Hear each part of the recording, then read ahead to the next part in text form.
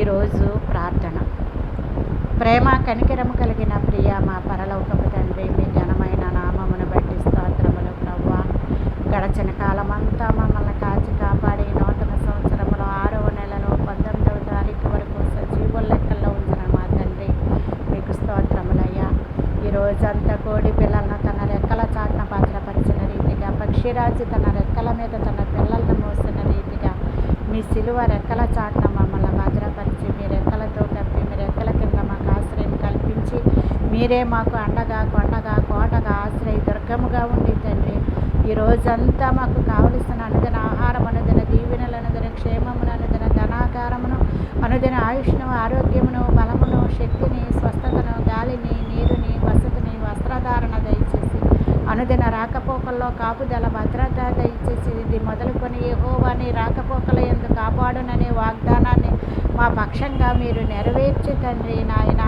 యేసయ్య, హాస్పిటల్లో మంచాల మీద, వెంటిలేటర్ మీద, ఐసీలో ఉన్న బిడ్డలను అందరినీ నిన్ను ముట్టు స్వస్థపరచు యెహోవాను నేనేనని సెలవిచ్చిన నా తండ్రి నాయన. నిన్ను స్వస్థపరచు యెహోవాను నేనే అనే వాగ్దానాన్ని ప్రతి కుటుంబానికి, ప్రతి వ్యక్తికి దయచేసిన తండ్రి, మీకు స్తోత్రములు. నశించిపోతున్న వారిని రక్షించండి, రక్షింపబడిన వారి చుట్టూ మీ కాపుదల కంచె వేయండి ప్రభువా. నాయన, ఆర్థిక ఇబ్బందుల్లో కూరుకుపోయిన బిడ్డలందరినీ విడిపించండి. మీ క్రీస్తు యేసు మహిమైశ్వర్యాన్ని తెలిసి మా ఆకాశవాకాలు నింపి పట్టజాల దీవెనల బిడ్డలపై క్రొమ్మరించే దేవుడవు నీవు తండ్రి.